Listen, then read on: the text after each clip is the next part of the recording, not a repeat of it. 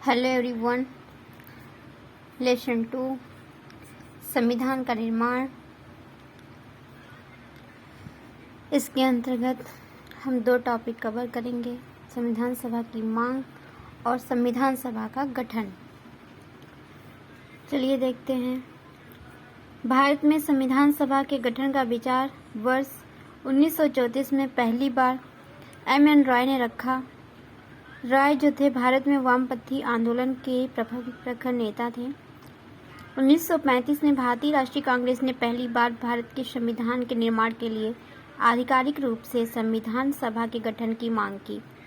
1938 में भारतीय राष्ट्रीय कांग्रेस की ओर से पंडित जवाहरलाल नेहरू ने घोषणा की कि स्वतंत्र भारत के संविधान का निर्माण वयस्क मताधिकार के आधार पर चुनी गई संविधान सभा द्वारा किया जाएगा और इसमें कोई बाहरी हस्तक्षेप नहीं होगा। नेहरू की इस मांग को अंततः ब्रिटिश सरकार ने सैद्धांतिक रूप से स्वीकार कर लिया। इसे सन 1940 के अगस्त प्रस्ताव के नाम से जाना जाता है।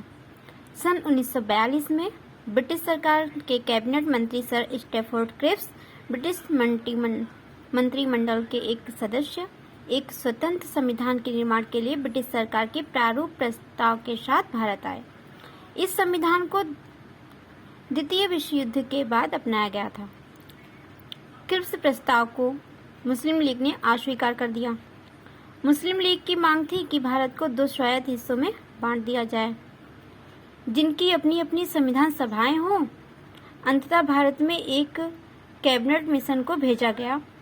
इस मिशन ने 2 संविधान सभाओं की मांग को ठुकरा दिया, लेकिन उसने ऐसी संविधान सभा के निर्माण की योजना सामने रखी जिसने मुस्लिम लीग को काफी हद तक संतुष्ट कर दिया। संविधान सभा का गठन, इसमें क्या देखेंगे। कैबिनेट मिशन योजना द्वारा सुझाए गए प्रस्तावों के तहत नवंबर 1946 में संविधान सभा का गठन हुआ। इसकी विशेषताएं कुछ थी जो हम देखेंगे। नंबर 1, संविधान सभा की कुल सदस्य संख्या 389 होनी थी। इनमें से 296 सीटें ब्रिटिश भारत और 93 सीटें देशी रियासतों को आवंटित की जानी थी। ब्रिटिश सरकार को आवंटित की गई सीटें ब्रिटिश भारत को आवंटित की गई 296 सीटों में 292 सदस्यों का चयन, 11 गवर्नरों के प्रांतों और 4 का चयन मुख्य आयुक्तों के प्रांतों से किया जाना था। हर प्रांत व देशी रियासतों को उनकी जनसंख्या के अनुपात में सीटें आवंटित की जानी थी। मोटे तौर पर कहा जाए तो प्रत्येक 10 लाख लोगों पर 1 सीट आवंटित की जानी थी। नंबर 3, प्रत्येक ब्रिटिश प्रांत को आवंटित की गई सीटों का निर्धारण 3 प्रमुख समुदायों के बीच उनकी जनसंख्या के अनुपात में किया जाना था। ये समुदाय थे मुस्लिम, सिख और सामान्य वर्ग। मुस्लिम और सिख के अलावा जो थे वो सामान्य में आए। नंबर 4, इसने प्रत्येक समुदाय के प्रतिनिधियों का चुनाव प्रांतीय असेंबली में उस समुदाय के सदस्यों द्वारा किया जाना था और एकल संक्रमणीय मत के माध्यम से समानुपातिक प्रतिनिधित्व तरीके से मतदान किया जाना था। नंबर 5, देशी रियासतों के प्रतिनिधियों का चयन रियासतों के प्रमुख द्वारा किया जाना था।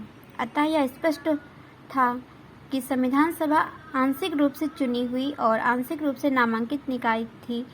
इसके अलावा सदस्यों का चयन अप्रत्यक्ष रूप से प्रांतीय व्यवस्थापिका के सदस्यों द्वारा किया जाना था, जिनका चुनाव एक सीमित मताधिकार के आधार पर किया गया था। संविधान सभा के लिए चुनाव जुलाई-अगस्त 1946 में हुआ।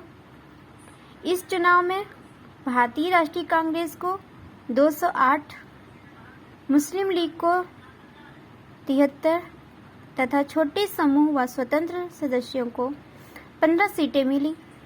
हालांकि देशी रियासतों को आवंटित की गई 93 सीटें भर नहीं पाईं, क्योंकि उन्होंने खुद को संविधान सभा से अलग रखने का निर्णय ले लिया था।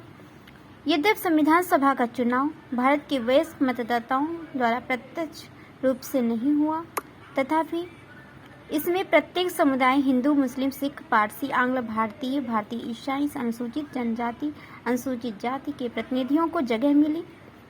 इनमें महिलाएं भी शामिल थीं। महात्मा गांधी के अपवाद को छोड़ दें तो सभा में उस समय भारत की सबसे बड़ी हस्तियां शामिल थीं। नेक्स्ट टॉपिक हमारा है संविधान सभा की कार्यप्रणाली। इसको हम नेक्स्ट वीडियो में ही कवर करेंगे। धन्यवाद।